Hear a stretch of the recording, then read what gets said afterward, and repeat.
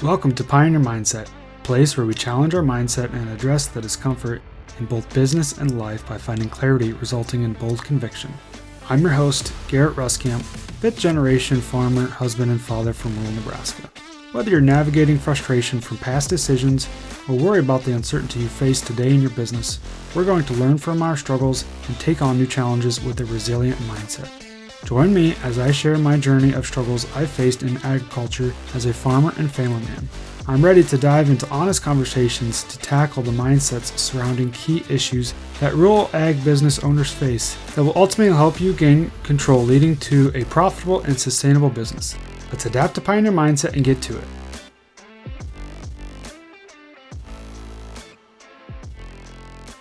Welcome back, everyone. For this week's episode, I want to talk about focusing on finances in season. All right, so there's a lot of things going on. There's a lot of tasks that need to be done on the farm, especially in the midst of the busy season. Maybe we're kind of pushing past that a little bit. Maybe we're getting some breathing room, or maybe you're still hard at it and there's no breathing room. There's no downtime. There's no off season, right? And that's fine too. But there's certain things that as business owners, we need to be focusing on. And ultimately, this kind of comes back to us taking ownership of the business versus the business owning us all the time. And just, the different tasks that we need to kind of be mindful of. And so I kind of was thinking about this on our operations, some of the different things that I'm doing, I'm trying to stay kind of in tune with, or kind of trying to stay on top of to some extent. And so, kind of as we think about all the things that you need to do, whether it's finish up spraying, whether it's, keep on with hay season, maybe you've got a feed yard or livestock operation, so there's really no slow time there, always doing chores. Maybe we're in the midst of, weaning calves early or something like that. Or maybe we just got wrapped up with breeding, or maybe we've got cattle that we just brought into the feed yard, or maybe you just got another group of hogs into the hog barn, or whatever the case is. Maybe you're getting ready to combine the wheat, small grains. Like I said, there's always plenty of things to do.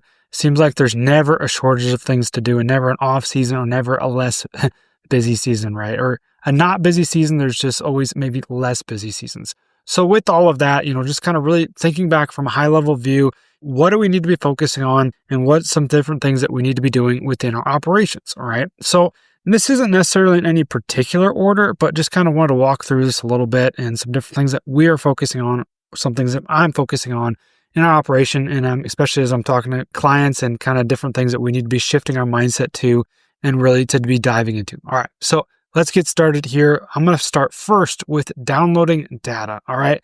As we kind of talk about this, or maybe past planning season, and so we're getting to a point where maybe a good portion of our different tasks in field, in season are done.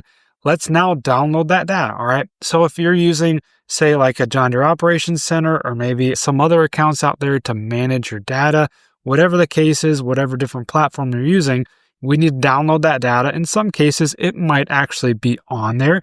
Say if you're using John Deere Operations Center and it transfers through JD Link, or say just transfers through a modem, it's already up on the Operations Center. Maybe we don't have to worry about that. Maybe that's good to go. But if you're using, in some cases like us, we got a new to us planner this year. And so with that planner, it was equipped with precision planting technology, one of those being the 2020 monitor, which is really good. Planner monitor works really well. But the way that we currently manage our data, we use John Deere Operations Center.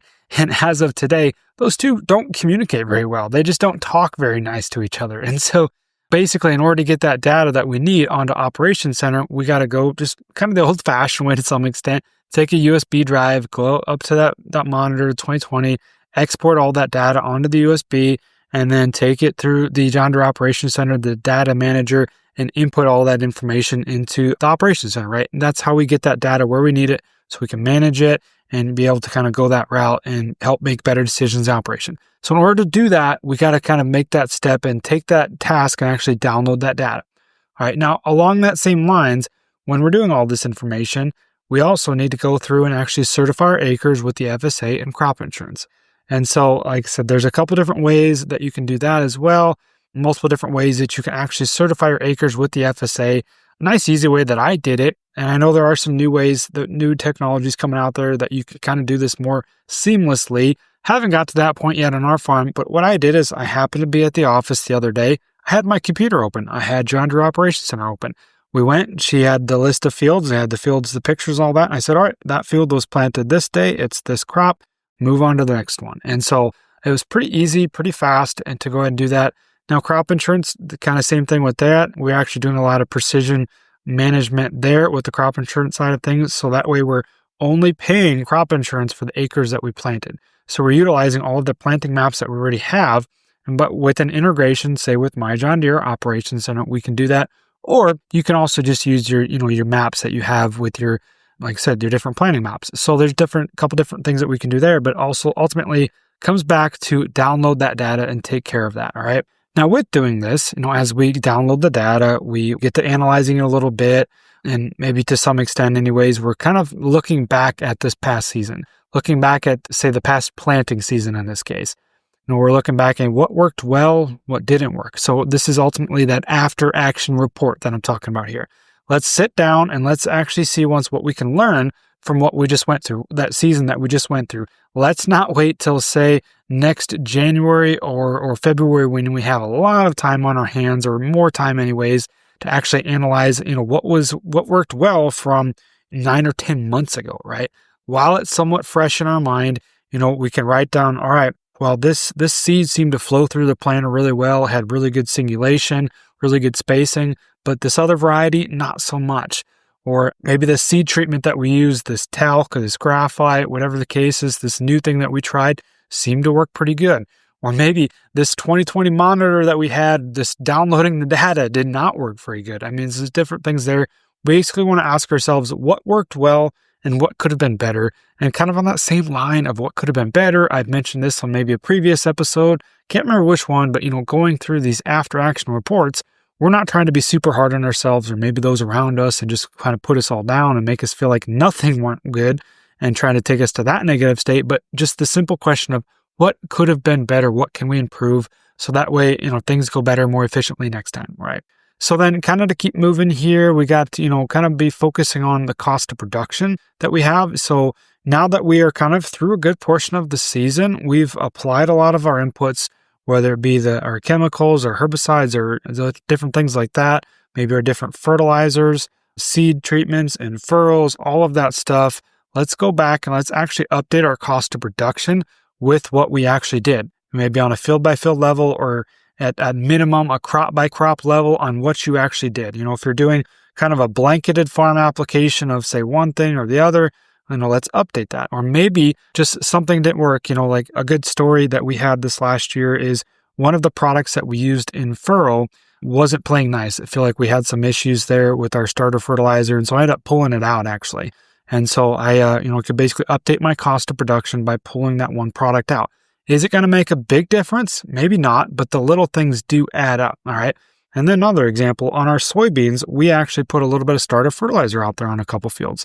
Wanted to try it, got a little bit different things going on there, and so wanted to see once what the difference is. And so that's why I had, basically wanted to make sure we update that cost of production for those different fields. Okay, and so yes, we have our plan, and so we create our cost of production, our break even, and we lay that all out. But the odds are maybe something got pulled out or maybe something got added in. Maybe these weeds got away from us and we had to add status to our mix. And so that was, an extra maybe $10 an acre, $15 an acre. And so we're changing things as we go in season or hopefully are kind of modifying things to some extent. Maybe the wheat looks really good. We're going to add a fungicide pass there and we're making the pass. Let's add a foliar feed. And so we need to make sure that we're kind of being diligent there about updating that cost of production to the products that we applied, maybe even the passes that we made. Maybe we had to make an extra pass somewhere, so that's an added cost right there. So we're just being diligent about updating that cost of production, ultimately helping us with our break even, ultimately helping us and figure out, what exactly is our break even. So in that regard, we can stay in tune with the marketing plan, which is the next step here. That's kind of the next thing I want to move to, is staying in tune with the marketing plan. And this kind of goes back to some earlier episodes that I talked about, go all the way back to before we even got into planting season, talking with Zane Abner. Can't remember that episode number, but a good one to go back and reference. And then I also had another episode that I talked about how we market on our farm, some different things to kind of remember and kind of keep in track of. And so, especially when we get in the midst of things, in the midst of the busy season, we cannot forget one of the most important things on our operation, how we make money, how we sell this crop, is the marketing plan. So we cannot forget about that. So we need to stay in tune with the marketing plan. And we do that partially by being able to stay up to date with our cost of production, making sure we actually know what that bushel cost us to produce, making sure we know what our break even actually is. And so there's a lot of different things we can dive into, but the big thing there is just staying in tune with that. Do we need to move some more bushels? Do we need to do anything different? Maybe if you've got a marketing advisor, you're staying in touch with them. Maybe you're watching the volatility as the markets react to whatever Trump does these days or the political different things going on. And so maybe there's some different opportunities out there that we can take advantage of. So you're definitely just staying in tune with that and not putting it on the back burner when we're in the busy season, or not, okay, we've got a kind of a slow week here, it rained and we're trying to play catch up. Now all of a sudden we're looking at, we're trying to market some grain, but it's not a good time to do that. So there's a lot of times that volatility happens in the midst of the busy season and their opportunities are out there. So staying in tune with that marketing plan and trying to carry that plan out the best that we can. And so kind of on the same lines as planning, let's actually, maybe take a step back. At this point, we've, like I said, applied a lot to the crop. This is where I actually like to send out a crop update, or maybe I sent out a crop plan earlier in the season, but now it's time to actually send out a crop update. Okay. So I've been doing this the last few years and it seems like it's been received very well, but sending out a crop update to my landlords, but then in addition to that, to my banker. All right.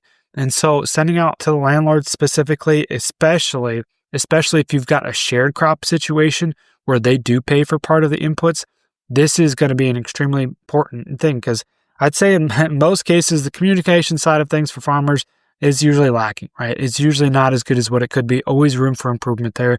So I think it's something that can be really beneficial to strengthen that relationship, strengthen that communication with them, and put together just a crop update. All right. For me, I just kind of lay it out on a spreadsheet. I say, this is today's date. This is kind of the update of the report here to some extent.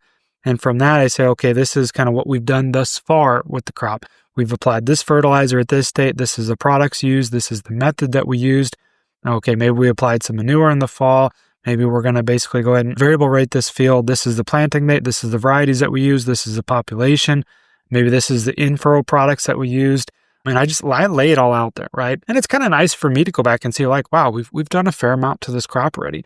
And then from that, like I said, I think that's especially, like I said, with the landlords that you share crop with, extremely important to know that you're putting a lot into this crop. You care. You're being smart with everything that you're trying to do. And then even for the other landlords that you say you cash rent to, maybe they can actually acknowledge that, wow, you put 5 different things into your in-furrow starter, or you put 5 different things in your pre-herbicide plan. Well, yeah. Okay. And I've done these different things and I'm keeping track of it. I know the date that we did it. I know the products that we used. And if you want to go into detail on like the rate that you used even. Okay. And then even maybe you do something different out there. You're trying to be efficient. So example for us, for like our corn program and our nitrogen and our sulfur program, the last couple of years, I've actually been making a separate pass, and it just kind of depends on the field. Making a separate pass with just say our nitrogen 32% and our sulfur at that thiosulfate. And with that, my intention is to add humic acid to it, and so that it stabilizes that product a little bit more, and then it doesn't leach as much, it doesn't volatilize as much, it's more available, it helps with the salt burn sometimes. And so, stating that in there, I just basically put that in there, made a separate pass. This is why we did it, and definitely explain your why behind doing all of this. That's extremely important as well.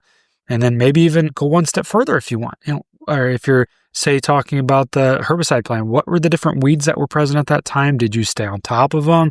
Did you have a cover crop out there that you terminated? Did you terminate before you planted or after you planted? Why did you do that? What does the moisture situation look like when you planted? So I lay it all out there with the different products that we have. And then I also kind of put a comment section at the bottom, just kind of put in my 2 cents of some different things going on.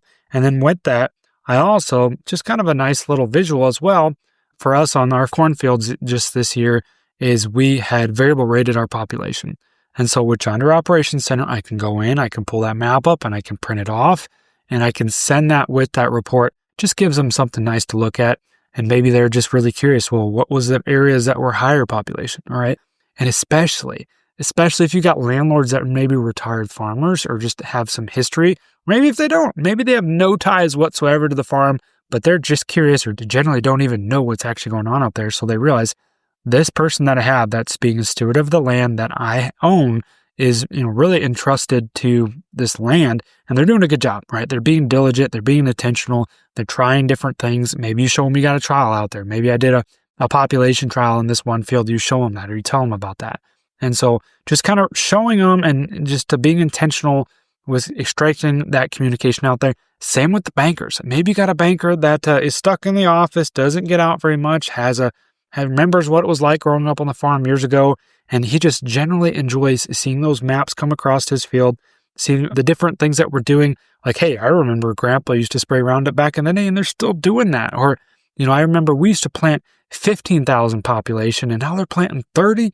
Geez, things are changed a lot. And just showing them everything that you're doing out there. Man, you putting 5 different things on with the planter, plus the seed, plus the seed treatments and all this other stuff. Just lay it all out there as best as you can, all right? So, and then send it off. The big thing there that I like to say is type it up and send it off. And even if it's one at a time, sometimes we get in our head that I've got to do all 5 of these, and send them off at the same time, this big old send off, right? No, generally what happens is, and if you're just like me, I'm guilty of it as well, is, I'll get busy and maybe I'll get this one done and I work on the next one and I work on the next one. All of a sudden you're like, 10 days, 2 weeks later from the initial date that you put on there before you actually send it out. And so let's stay updated with this as much as we can. Do one at a time, type it up, send it out, send it, right? And so that's a really good thing there to really strengthen your communication, strengthen your character with even your banker, and kind of support that communication and that relationship. All right, so the next one's going to be update your accounts receivable and accounts payable. So a lot of things happen in the busy season. A lot of things go on. Maybe you do some custom work for the neighbor. Maybe you cut some alfalfa. Maybe you plant some soybeans for him. Maybe you've got another guy that came over and sprayed a field that you had that was 12 miles away that you didn't want to mess with. So just make sure we're staying up to date with our accounts receivable and accounts payable, so that way we don't just let that fall by the wayside. And make sure, especially, and this is kind of a previous note there, make sure that we're doing our best to keep really good notes as well. It helps if you have something like Operations Center where you can go back and reference, I did these acres on those days, and so I need to kind of build that out or send that over to him, send the invoice out. And so just make sure you're staying up to date and we don't forget about this. And all of a sudden it's the, 2 months later, it's the end of the season, the end of the year in December when you're finally settling up right, or actually, writing things down, because there's a lot of things that go back and forth. We've got somebody that we work pretty close with. It's a cousin of mine, and we own a sprayer together. So we do a lot of things back and forth. Sometimes I'm spraying his, sometimes he's spraying mine. And in that case, we will kind of wait till closer to the end of the year to actually settle up. But the big thing with this, just even keeping updated with accounts receivable and accounts payable is making sure we have one central place to come back to where we say have a note on our phone or a notebook in the tractor, a notebook in the sprayer to keep track of everything that we've done thus far, to make sure that we can come back and actually reference this. Because I don't know about you guys, but nothing's more terrible than trying to remember when you're trying to bill somebody, man, how many acres was that? How many hours did I do that for him? Or what does it actually come out to? And so we can't come up with this, and it's embarrassing. It's hard on ourselves. It's hard to reference that, or maybe you're scrolling through your phone or your text and trying to figure out what this was, but be sure to leave some sort of paper trail or document this in one shape or form or another. All right. So it's going to it's going to take me to my next point here, is updating our balance sheet. And that goes right along with updating accounts receivable and accounts payable. All right. Say we did a lot of custom work this spring, and that's pretty common for most people. All right. And so with that, we can actually go ahead and update our accounts receivable, which is an asset, which is going to show that, okay, I did all this work, our fuel went out, our time went out, our payroll went out, maybe had some repairs that added up, and it was all for custom work that I haven't been paid for yet. So we have to account for that somewhere, right? That's why it's accounts receivable. Okay. We need to account for that. So maybe we got an invoice out there that's of $10,000, right? So we need to account for that somewhere and keep that on your balance sheet. So that's going to be updating your balance sheet by keeping basically those accounts receivable, accounts payable updated. Same thing on the inverse side with the payable, all right? Maybe you've got somebody that helped you out, all right? Making sure that you're keeping track of that. Maybe you've got invoices coming in, maybe you've got bills coming in that are due in, say, the next 30 days, or maybe they're a month out or 45 days out or something like that. Make sure you're staying up to date on those so we can keep the balance sheet updated and accurate as possible. In that same regard, okay, a big thing that this time of year, one thing that we need to really change on the balance sheet is updating, say, your prepaid expenses to now investment in crops. All right. The big thing there is going to be, from a banker's perspective, prepaid expenses are still somewhat liquid. That's the reason that we enter those in that category. All right. If they're prepaid, they're still in the warehouse, they're still maybe haven't been picked up, or maybe they're on your farm, still in the bag. In the worst case scenario, you can still reclaim that. You can still go back and basically get your money back out of that. All right. But now, once we change this, maybe once we plant the seed, we spread the fertilizer, we spray the herbicides, we need to change that to investment in crops. It's just a different category. It's not necessarily, it could change like the dollar amount to some extent, but usually you're going to probably leave that alone, right? So investment in crops. Now all of a sudden we put that seed in the ground. Can't go back and get it, right? The banker wants the seed back, or, banker wants that input back. We can't go back in and get that back out. So we need to know what is actually invested into this crop. At that point, okay, we might figure out that whenever I'm recording this, you got beginning of June, we have a lot invested in this crop already.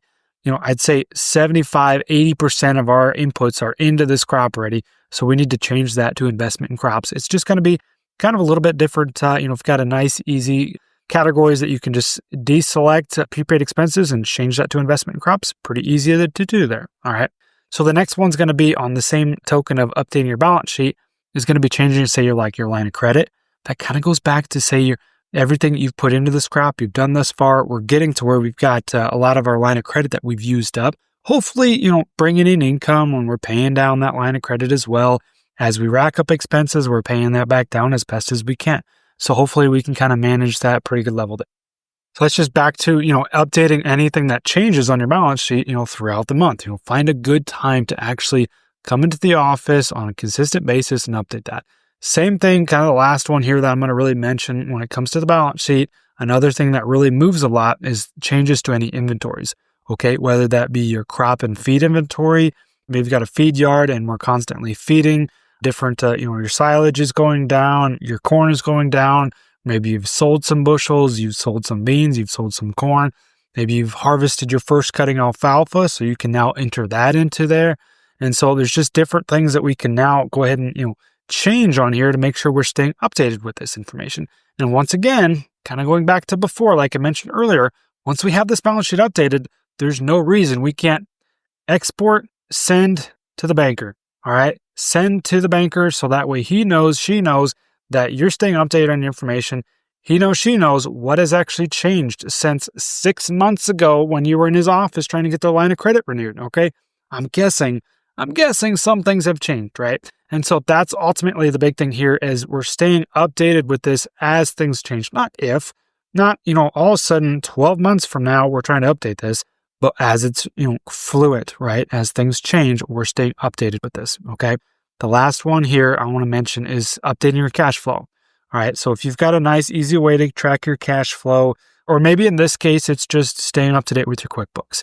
Maybe it's just, staying updated with the book work and staying everything's current there. But ideally, if you've got a good way to track your cash flow, we're staying updated with that. And that might be strictly just entering in all of your actuals from the previous months. Say it's been, 3 months since you've been in there because it's been busy, right? So now we're ultimately coming back in here, updating our actuals so our cash flow is now accurate. Okay. And with that, maybe we're changing any of our projections that could be potentially off. Maybe our wheat crop got hailed out and we were planning to have wheat inventory or wheat sales rather coming in August or something like that. So now we're going to change that. Or maybe we didn't apply this and so we can change that. Or just any changes that might come to your cash flow. Maybe in season, we had a wild hair idea and we bought another planter because it was a short window and we had to get done. So we got that payment coming due or something like that. Any changes to your cash flow, we want to make sure that we're just staying up to date on that. Once again, with that cash flow, we can take that, export, send to the banker. Okay. And a big thing there that I want to mention is with everything that we're doing thus far that we've done, downloading data, updating our cost of production, staying in tune with the marketing plan, sending out crop updates, staying up to date with your accounts receivable, accounts payable, making sure the balance sheet is current and accurate, and then making sure your cash flow is accurate as well. We're ultimately positioning ourselves to take advantage of opportunities. We're ultimately positioning ourselves as grade A customers to the bank, as operators and owners of the business that know what we're doing, that are taking the time to be intentional, stay one step ahead of the others, stay one step ahead of, our old self even, right? And just doing the best that we ultimately can. And especially when we get into times of, tough economic years, tough margins like we're currently in row crop, and even in good times with, say, livestock, making sure that we're being intentional with our businesses, making sure that we're being intentional with what we're trying to do here and manage this at a high level. That's the big thing here when I'm talking about each of those different steps.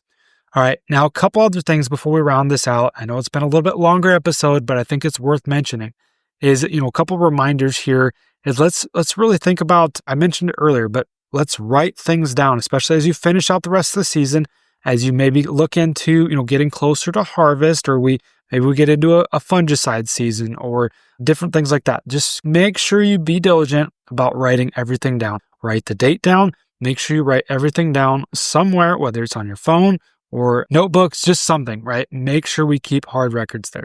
Another couple other reminders is maybe any chemical or seed that you did not use. Let's get that returned so we can get that back to our account.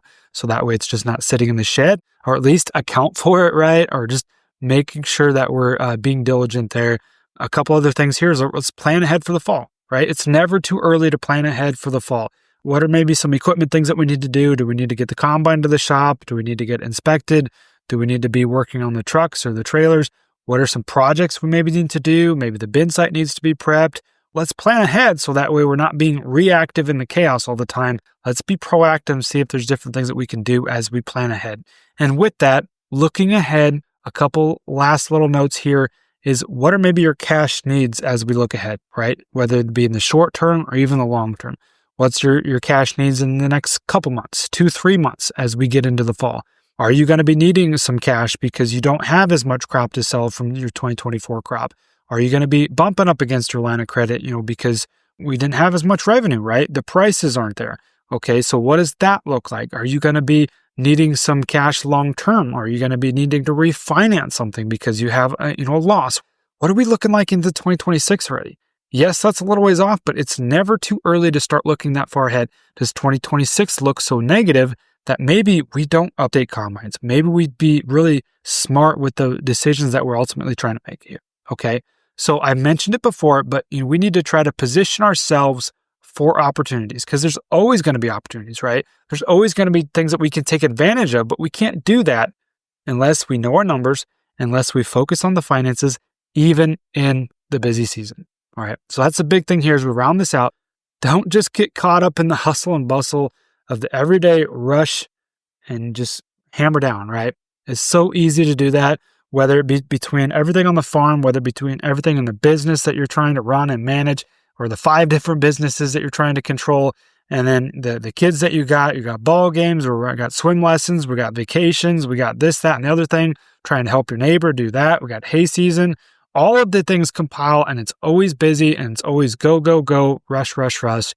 Make sure we're not getting caught up in the hustle and bustle, making sure that we're being intentional with everything that we're trying to do within the operation, right? So we're ultimately working towards those goals of moving the needle, being profitable and sustainable for the next generation, or just even to support the generation that you're currently trying to do, right? So the big thing here is just to make sure we don't get caught up and we continue to focus on the finances in the midst of the busy season. And with that, trying to make sure that we're also prioritizing our time as well. I didn't even hit on that, but it's kind of a last minute thought here of just making sure that if you don't have time to do any of the stuff that I mentioned, if you don't have time to really sit down and focus on everything that I talked about, maybe we need to actually look at your priorities, right? Maybe we need to reprioritize everything that's on your to-do list. And so that's a whole nother conversation. But at the end of the day, if you're sitting here and like, I don't have time to do any of this stuff, well, do you not have the time, or do you not have your priorities straight? Okay, so there's a lot of things that we could really dive into there. But the big thing here is I wanted you to know that all the operations that are going to be succeeding, that are going to be taking advantage of the opportunities, that are going to be 2 steps ahead of you, are doing this in one form or fashion or another. All right. So let's be intentional with our priorities. Let's be intentional with everything that we're trying to do on our day-to-day basis. So I hope you found value in this. I hope that some of this hits home. Maybe you're doing a lot of this already. Great. Maybe there's some things like, oh man, I forgot about that. I need to do that. Add that to my to-do list. Or, man, I never even thought about this. This isn't even something I've ever done before. I've never sent my landlords an update. So hopefully this is something you find value in and you can take home back to your operation, implement it, and go start moving the needle. That's all I have for today, and we'll catch you next time. Thanks for tagging along with me today as we sharpened our mindsets. If you've gained insight from today's episode, be sure to take a screenshot to share or send this episode to somebody who might also find value in it. For more, follow me on Instagram @GarrettRuskamp or on Facebook, and join me next time for more conviction through clarity.